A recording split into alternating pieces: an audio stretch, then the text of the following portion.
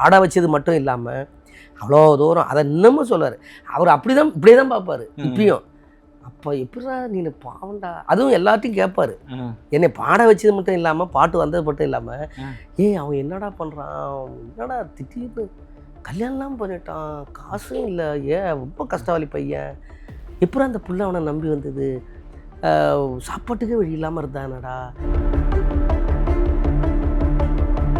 என்னுடைய முதல் வீடு பால் காசும்போது பத்திரிக்கை கொண்டு இருப்பது சூப்பர்ரா, ஐயோ நீ நல்லா இருக்கிறது என் தம்பி நல்லா இருக்கிற மாதிரிடா. இப்பயும் தான் சொல்லுவார், நீ என் குடும்பத்தில் ஒருத்தவன். அது என்னென்னா, முதல்ல நம்மளுடைய நம்ம என்னன்னே தெரியாமல் கமாண்ட் பண்ணுறது, நம்ம யாருன்னே தெரியாமல் இஷ்டத்துக்கு பேசுறது, கை பூரா போடுறதுக்கு நான் நகை சம்பாரித்து வச்சுருக்கிறேன், கழுத்து பூரா போடுறதுக்கு சம்பாதிச்சு, ஏன்னா போடுறதுக்கு தான் வாங்க எல்லாம் தான். இது இன்னொருத்தவங்களை டென்ஷன் ஆக்கிறதுக்கோ இன்னொருத்தவங்க பார்வையில் தப்பாக இருக்கிறதுக்கோ நம்ம வாங்கி போடல. வேறு என்ன தோணுது அதெல்லாம் படிக்கும்போது, அதெல்லாம் பார்க்கும்போது? அதெல்லாம் நாம் அதை பற்றிலாம் யோசிக்கிறதுல, எங்கேயாவது ஏதாவது போகிறாங்க. எனக்கு என்னென்னா சார், ஸ்டார்டிங்லேருந்து எண்டு வரைக்கும் த்ரூ அவுட் ரொம்ப பாசிட்டிவாக இருக்குது. காமெடி ரொம்ப ரியலிஸ்டிக்காக இருந்தது, ரசிக்கும்படியாக. உங்களோட முதல் படம் Subramaniapuram. So James Vasanthan sir, ஆமாம், அவருக்கான நன்றி இப்போவும் நீங்கள் நினச்சிட்டு பார்த்துக்கிட்டீங்கன்னு எனக்கு தெரியும். ஸோ அவரை பற்றின நினைவுகள்? ஜேம்ஸ் சார் என்ன சொல்கிறது, அதெல்லாம் ஒவ்வொரு பாட்டுக்கும் ஒரு பெரிய கதைங்க. அது அவ்வளோ, ஆனால் அப்படி சாதாரணமாக அது என்னமோ சொல்லுவாங்களே, ஒரு டைலாக் ஒன்று, அதே மாதிரி தான். சாதாரணமாலாம் வர முடியாதுங்க. நான் அப்படி வந்துட்டாலும் அதுக்கு 1000 ஆபத்து இருக்குது, 1000 டென்ஷன் இருக்குது, 1000 பிரச்சனை இருக்குது.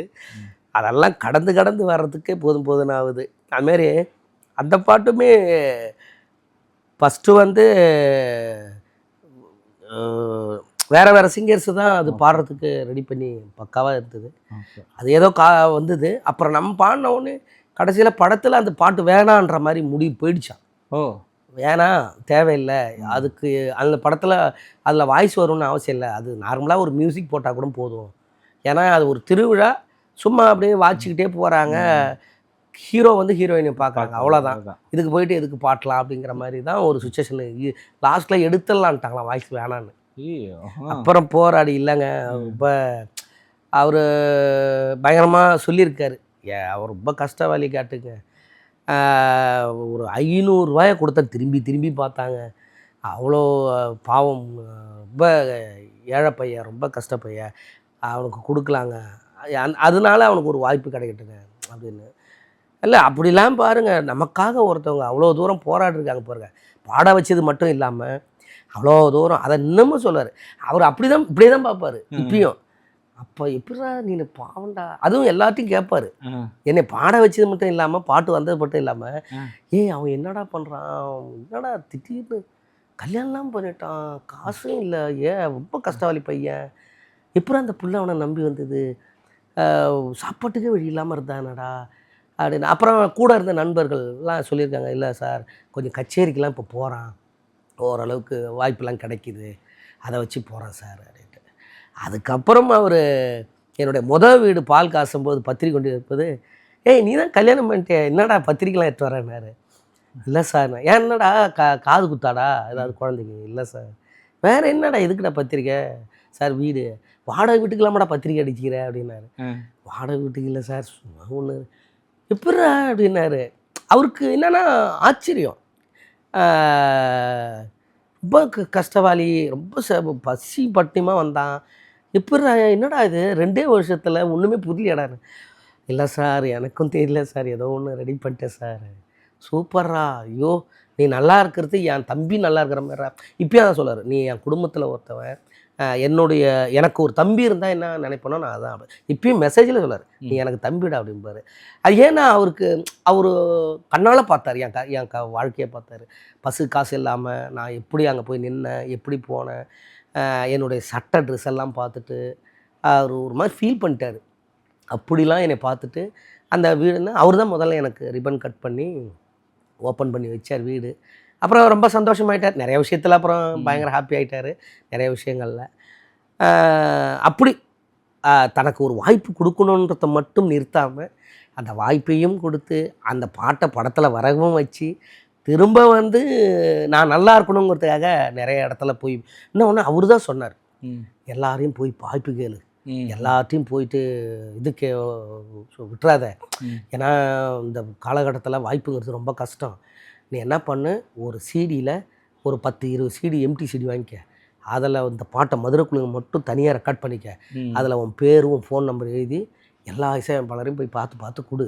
அப்படி பார்த்து கொடுக்கும் பொழுது யாராவது ஒருத்தவங்களுக்கு தேவைப்படும் போது கூப்பிடுவாங்கன்னு அப்படி தான் வித்யாசாகர் சார், ஸ்ரீகாந்த் தேவா சார், தேவா sir, Yuvan Shankar Raja sir, ஹாரிசர sir, இப்படி எல்லாருக்கும் ஒரு எல்லா இசையமைப்பாளரும் போயிட்டு சிடியை கொண்டு போய் இமான் சார் எல்லாத்தையும் போய் கொடுப்பேன்.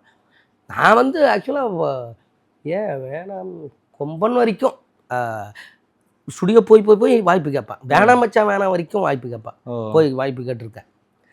அதுக்கப்புறம் இப்போ தான் அப்புறம் யூடியூப்லாம் வந்துருச்சு, இன்ஸ்டாலாம் வந்துருச்சு, அதில் பார்த்துட்டு கூப்பிடுவாங்க. இல்லைன்னா பொதுவாக இவர் வாய்ஸ் வேணும்னா கூப்பிட போகிறாங்க. அப்போ வந்து போய் அதுக்காகவே போய் நிற்பேன். அப்படி வேணாமச்சானா பெரிய டர்னிங்காக அமைஞ்சுது. ஆமாம்.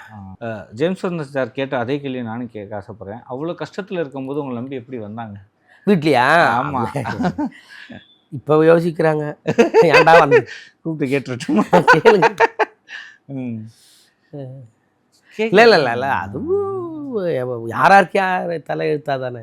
அதாவது இன்னாருக்கு இன்னார் என்று எழுதி வைத்தான் தேவன் என்றுங்கிற மாதிரி நமக்கு ஒருத்தவங்க இவங்க தான் மனைவியாக வரணும் அப்படின்னு நமக்கு எழுதி இருந்ததுன்னா அதானே நடக்கும். அப்படி அமைஞ்சது தான் காதல் திருமணம். ஆமாம், லவ் மேரேஜ். வீட்டில் சமைச்சு ஏதாவது ஸ்டாண்டர்ட்லாம் இல்லை அவங்க வீட்டில் ஒத்துக்கல, அப்படியே வந்துட்டாங்க. சரி, ஓகேண்ணா. இப்போ தான் சொன்னீங்க ஜேம்ஸ் சார் வந்து உங்கள் மேலே ரொம்ப அக்கறை எடுத்துகிட்டு இது பண்ணி பேசினார். நீங்கள் அந்த 500 நோட்டை பார்த்தப்ப கூட அப்படிலாம் சொல்கிறாரு அப்படின்ட்டு. ஆனால் அப்படி ஒரு மனிதரோட ஒரு நன்றியை வந்து நீங்கள் நினச்சி பேசுகிறீங்க. இப்போ வந்து பேசும்போது பார்த்தா ஒரு மனிதர்கள் மேலே யார் மேலேயும் ஒரு நம்பிக்கை இல்லாமலோ ஒரு பிடிப்பு இல்லாமலோ பேசுகிறாப்புல தெரியுது. யாருக்கு சார்? நீங்கள் நண்பர்கள் மேலே இல்லை நம்ம மேலே இருக்கிற, அதாவது மனிதர்கள் மேலே நம்ம மேலே இருக்கிற அன்பு உள்ளவங்கெல்லாம் எப்பயுமே அன்பாக தான் இருக்கிறாங்க. அவங்கெல்லாம் எந்த அதாவது நம்ம எதர்ச்சியாக திடீர்னு பார்த்து பேசி பழகிறோம் இல்லையா, அவங்க எல்லாருமே அப்படி இருக்க மாட்டேங்கிறாங்க. அதாவது அவங்க ஏதோ நம்மளை வேற மாதிரி ஏதோ ஒரு பார்வையில் பார்த்துட்றாங்க, இல்லை யாராவது எங்கேயாவது நம்மளை பற்றி ஏதாவது சொல்லியிருப்பாங்க, அதை வச்சு நம்மளை தப்பாக ஒரு கண்ணோட்டத்தில் பார்க்கறது, யோசிக்கிறது, நம்மளை அதாவது அது என்னன்னா முதல்ல நம்மளுடைய நம்ம என்னன்னே தெரியாமல் கமாண்ட் பண்ணுறது, நம்ம யாருன்னே தெரியாமல் இஷ்டத்துக்கு பேசுறது, இல்லை அது காரணம் வந்து 2 விஷயம். மேம்போக்கில் பார்த்து ஒரு விஷயத்தை செய்யணும்னு நினைக்கிறாங்க எல்லாருமே, அது இருக்கக்கூடாதுங்கிறேன். ஓகே, அது மேம்போக்கில் பார்க்குறதுல என்ன இருக்குது? அது இப்போ நான் வந்து உண்மையிலேயே சொல்கிறேங்க, கை பூரா போடுறதுக்கு நான் நகை சம்பாரித்து வச்சுருக்கிறேன், கழுத்து பூரா போடுறதுக்கு சம்பாதிச்சு, ஏன்னா போடுறதுக்கு தான் வாங்க எல்லாம் தான். இது இன்னொருத்தவங்களை டென்ஷன் ஆக்கிறதுக்கோ இன்னொருத்தவங்க பார்வையில் வந்து தப்பாக இருக்கிறதுக்கோ நம்ம வாங்கி போடல. இதுக்கெல்லாம் நம்ம வந்து அம்மா கஷ்டப்பட்டோங்கிறதுக்காக அது ஒன்று. இன்னும் ஒன்று, ஒரு மங்களகரமாக இருக்கணும். ஒரு கடவுளை வந்து அலங்காரம் பண்ணும்பொழுது எவ்வளோ அழகாக நகையை போட்டு அவங்கள மேக்கப் போட்டு அந்த சாமி போய் பார்த்தோன்னேப்பா என்ன அலங்காரம் பண்ணியிருக்காங்க ஐயர் அப்படின்னு சொல்லி நம்ம போய் நின்று முடிப்பாங்க இல்லையா. இப்போ எதுவுமே இல்லாமல் போய் ஒரு பாழடைஞ்ச கோயிலில் போய் நின்று சாமி கும்பிடும்போது அதுவே கோயில் சரி பண்ண ஆளுங்க நமக்கு என்ன தவறத்தை கொடுப்பாங்கன்னு நினைப்பாங்க இல்லையா. அந்த மாதிரி நம்ம ஒரு அலங்காரமாக மேடையில் போய் நின்னோம்னா பார்க்கும்பொழுது நம்ம மேலே அவங்களுக்கு வந்து ஒரு பளிச்சுன்னு இருக்கார்ப்பா, ஒரு பாசிட்டிவாக இருக்கார்ப்பா அப்படிங்கிறதுக்காக நம்ம இது பண்ணுறது. அதை ஒரு விதத்தில் பார்க்குறது, பேசுறது ஒன்று. அப்புறம் யார்ட்டையாவது போய் பாடிட்டோம்னா தவறாக பார்க்குறது, தவறாக பேசுறது, அப்புறம் எங்கேயாவது பாடிட்டோம்னா இப்படி என்ன ஆகுதுன்னா இது ஒரு மேம்போக்கு விஷயமா போட்டுது. அதனால் எனக்கு என்னென்னா நமக்கு உண்மையாகவே பழகிறவங்க இருக்கிறாங்க, அது போதும். தேவையில்லாமல் புதுசாக ஒரு எதையும் இனிமேல் வந்து நம்ம இது பண்ணிக்கக்கூடாது. ஏன்னா அதுக்கான காலம் போயிடுச்சு, அதுக்கான காலமும் இப்போ இனிமேல் இல்லை. நம்ம அதுக்காக இதுக்கப்புறம் நம்ம போய் யாரையும் போய் வருத்தப்படுறதோ அவங்கள போய் ஏதோ நினைக்கிறதெல்லாம் நம்ம இனிமேல் பண்ணக்கூடாது, செய்யவும் கூடாது. அது நமக்கு தேவையில்லாத வேலை. ஆனால் இதெல்லாம் இந்த லைஃப்பில் சகஜம் தானே, அதுவும் சினிமா துறையில் இதெல்லாம் சகஜம் தான். இன்னமும் அந்த கமெண்ட் இதெல்லாம் பார்த்து நீங்கள் உங்களுக்கு கஷ்டமாக இருக்குதா? இது அது வந்து எப்படின்னா சகஜங்கிறதுக்கு இல்லைங்க. அது வேற சகஜம். அது பொதுவாக வந்து இது பண்ணுறது வேற. ஓகே. அதாவது மட்டம் தட்டி ஆ.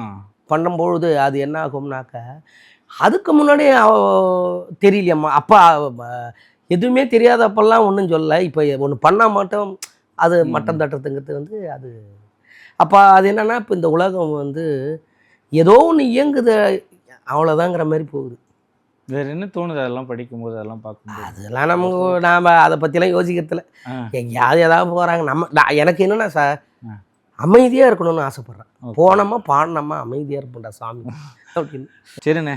சரி சாமி, நன்றி சாமி. இந்த இன்டர்வியூ பாராட்டி எனக்கு வந்து ஒரு தங்கச்சேனை பரிசாக அளித்தார் அப்படின்னு போட்டு தங்கச்சேனை பரிசாக அளிக்கும் மாதிரி விழாக்குழு இந்த சார்பாக அன்போடு கேட்டுக்கொள்கிறேன் அப்படின்னு சொல்லி போட்டுருங்க. டைட்டில் போட்டுருங்க. ஓகேண்ணா, நன்றி. நன்றி சாமி. ஓவராலா பார்த்தா இதுல வந்து லவ் இருக்கு, காமெடி இருக்கு, எமோஷன் இருக்கு, எல்லாமே இருக்கு. நல்லா காமெடி ஒர்க் அவுட் ஆயிருக்கு.